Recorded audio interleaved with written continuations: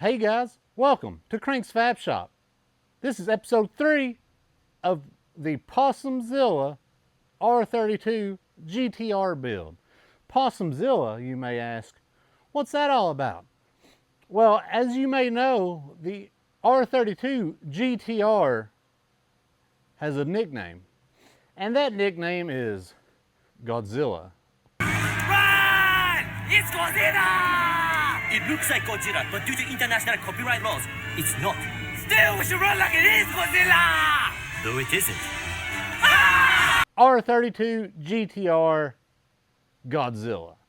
Well, what you may not know is Crank's Fab Shop, the channel, isn't technically the business name. The business name is Crank Fabrication, but that's more of the metalworking side and like not necessarily automotive stuff. So what we're going with for our car builds, and once we start producing some aftermarket car parts, which is the plan and we're sort of working on it when we have time, is Opossumworks. And let me tell you a quick story about why it's Opossumworks, right? I worked for Lockheed Martin for a number of years. I was a structural aviation mechanic, and I always thought it'd be super cool to work for Lockheed Martin Skunk Works. That's sort of their secret squirrel stuff, right? I think that explains it, right? Rather than a skunk, honestly, we really don't like skunks around here. I had one in my basement, underneath in my crawl space, had a whole family of skunks we had to try to get out. I did get them out though. But anyway, possums are pretty cool, right? So, Opossumworks, Opossumzilla, Possum, Godzilla for Opossumzilla. Episode 3. Episode 1, we started the tear down. Episode 2 continued to tear a little more down, but we went over some parts that we're putting in this thing, including the RB30 block that's been bumped up to a 3.2 liter RB32. We have some more parts back here that I've got some more parts. Some plans have actually changed. Michael found a really good deal on a dry sump kit. So we've got that box over there now. We're gonna have, in a couple weeks probably, we're gonna have somebody come down, help us start getting some stuff ready for the engine to go back up into this car, but we still have to get this RB26 out of the car. So that's what we're gonna continue on, and I'm hoping in this episode that we have the engine and transmission out of this car and start getting stuff cleaned up and ready to put the new one back in. We are going to have to do putting an LSD in the front diff, so I'm not doing that, but somebody's going to, so we do need to get it out and get it to them. Maybe this weekend. Hopefully that would be awesome, because I will be in their area. So I'm either going to set you all up on the side somewhere, or we're just gonna pull some stuff off, and then I'll give you an update. As you know, we're gonna pull the radiator out and just start pulling stuff out, and yeah.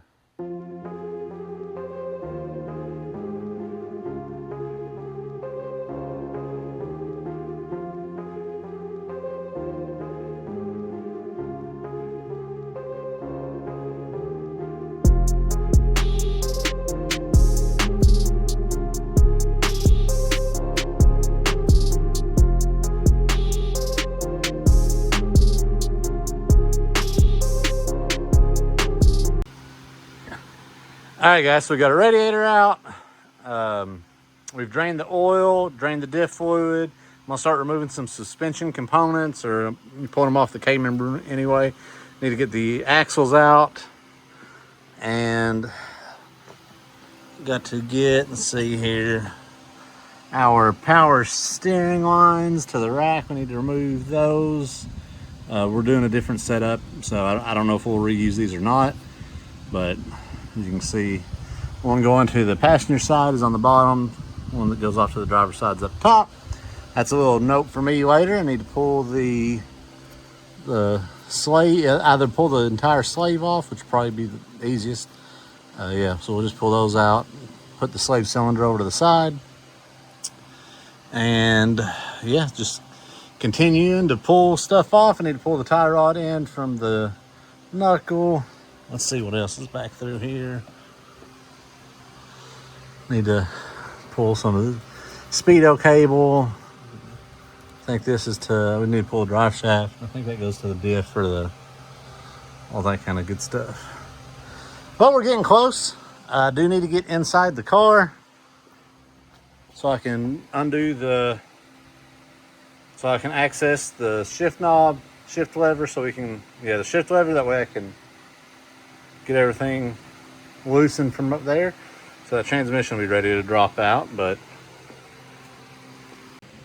hoping to have everything dropped tomorrow. So, which will hopefully be in this episode. I'm not planning on cutting this off anytime soon. My hair is, but cutting off the video. We are probably about to close up shop. We have some storms about to roll in, so yeah. But we're going to continue to pull some stuff off of this thing until then. So maybe set you all back up somewhere, or I might just pull some stuff off real quick. It's going to be the stuff I just told you I'm doing, so yeah, we'll probably just knock it out real quick and then give you an update here in just a minute. All right, so while we've got this thing down on the ground, went ahead and threw the wheels, tires back on the front so I could slide it back, because I knew I needed to take some trim out of the interior to be able to drop the shift or the transmission down to clear, the shift lever and all that. Well, that was like super easy and quick to do. So I didn't really even need to take it off of the lift to scoot it back to get access in there. I just didn't want the door, potentially hitting the lift or anything with my fat. Well, with me being a larger gentleman. Anyway, I got a few vacuum lines there that I need to undo from the bottom of the intake manifold. And then we got to just start tracing some wiring. See what is coming out with the engine and what needs to be disconnected. I went ahead and disconnected our alternator there, wires.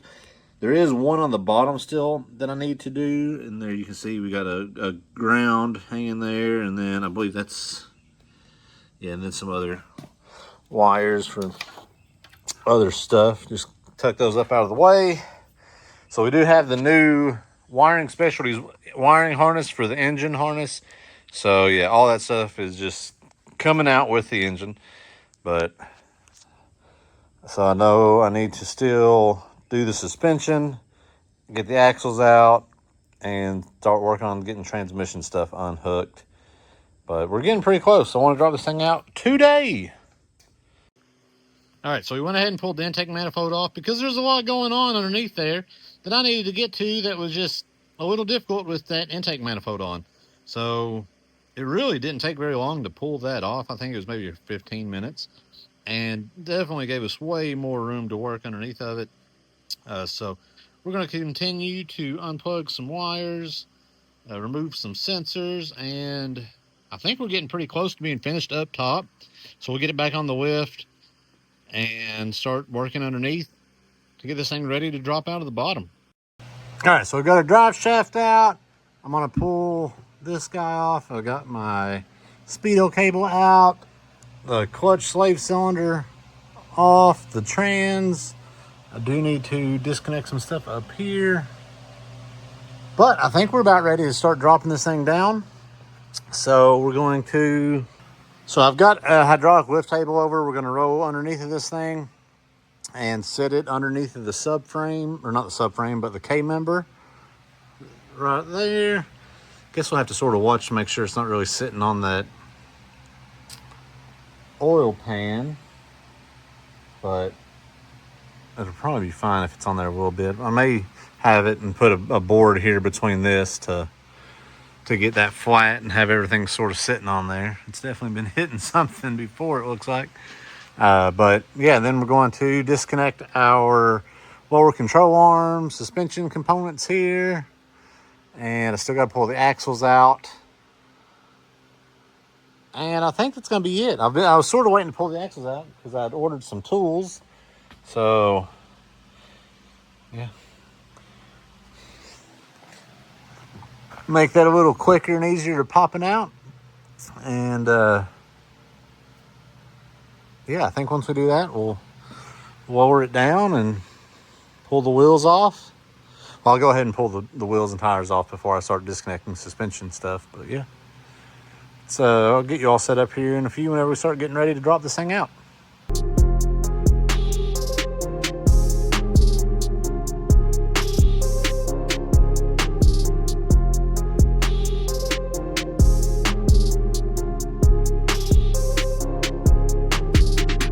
All right, so as you can see, everything's going good. It looks like we had everything unhooked, except for that wire here. Let me see, you're still on the tripod and I'm sort of moving it around, but this wire here that runs back to the transmission. Yeah, so, which I knew, you know, I knew that was the case, and so yeah, I'd say that's pretty good. We're gonna climb back there, unhook that wire from that, and then I think my hydraulic table is about as down as far as we go, so we'll go ahead and start lifting this car up.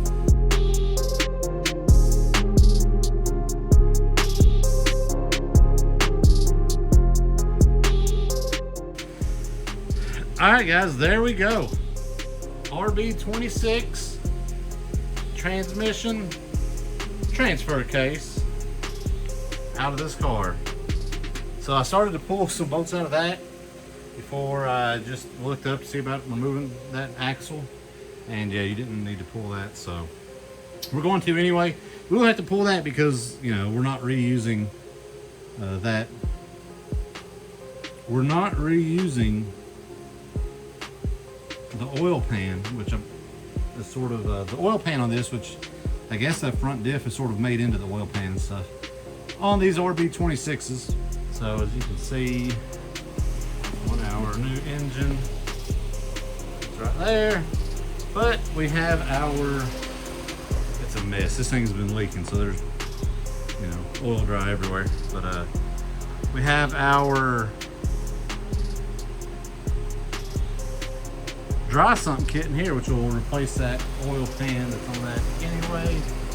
But yeah, there we go. We got that. So we're gonna pull the tires off, or the wheels and tires off the back. I have the front ones there. We're gonna pull them off the back here in just a minute. I'm gonna get this thing sort of out of the way, pushed over to the side. I'm gonna have to move my 501, I reckon. The R32 is taking up all my space, but so yeah. We're gonna get this thing cleaned up though, and get everything sort of ready for a new engine to go back up into it, and start stripping this thing down sort of out of the way. All right, guys, so that's where we're going to end episode 3 of Opossumzilla, the R32 GTR build. So I don't have my mic on me, so hopefully you can hear me well. I got a fan going because it's hot in here, as you can probably tell. But anyway, like I said, we're going to start getting this thing cleaned up on episode 4, getting everything swapped from this RB26 over to that RB32. I do have to pull the diff out. I'm going to 10 Soldiers the first Monday of the month. I'm not sure when this video will come out. Should be later on this week. So before next Monday, when I go up to 10 Soldier race cars for their men's group. And if you're in Northern Kentucky area, I highly suggest you check that out. It's great. But Glenn with Calibrated Dynamics is going to be working on that. He's going to be coming down helping me get the RB32 ready and everything ready to go back up in it. But we need to go ahead and put an LSD in the differential, I think, so I guess we can take that up to him and I'll talk to him, see what he needs for everything.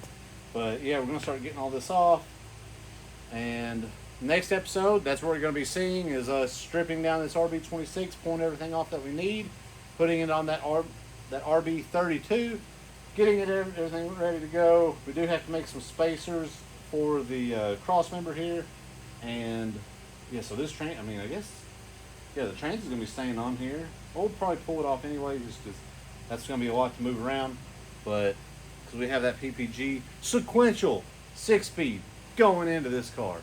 So anyway, that's it. I may give you a little bonus footage here in a little bit of the car that we're going to pick up tomorrow for Michael, which is where we're taking the wheels. I don't know.